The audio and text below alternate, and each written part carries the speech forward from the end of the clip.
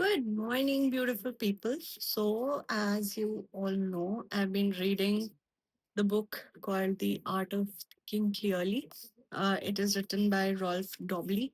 And today we'll be talking about chapter 3. So, I've finished the third chapter. Now, the name of the chapter is Why You See Shapes in Clouds. Interesting. So, why do we see shapes in clouds? Now, what the author basically talks about is we human beings tend to see patterns.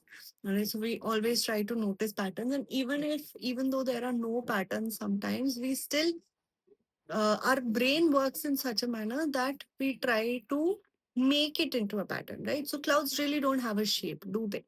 But we our brain works in such a way that it creates patterns all by itself, right? So he gives a lot of examples around how people saw patterns in their bread, in their loaf, in their a lot of people saw Jesus in certain patterns, and um, we keep seeing all of this, right? So but the whole point is, it is also called the clustering illusion, wherein you find a cluster and you create a pattern according to it. It can happen in terms of your work, in terms of your life, in terms of anything that you're doing, right? You try to create a pattern around your life, around the things that are happening. So that got me thinking, and it got me thinking about how we have beliefs. We have a belief system in ourselves, right? And maybe you have this belief that I'm a certain way, or I'm a certain kind of person. For example, I have this belief that I'm very bubbly, chirpy kind of a person. Now, how did I come to that conclusion? Maybe because I have seen it as a pattern in my life. I am trying to be in a happy space. I try not to make anybody.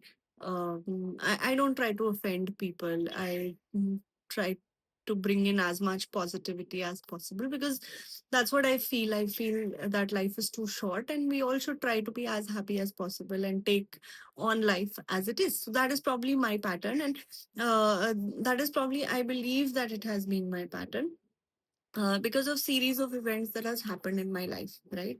And I feel the clustering illusion uh, is basically that. So how can we utilize this into thinking clearly? First of all, the author very clearly suggests that, don't always think it is a pattern. It can be a pure chance, right? So anything that is happening around you, a person is acting a certain way, maybe that is not a pattern. Maybe you don't attract the same kind of people. Maybe.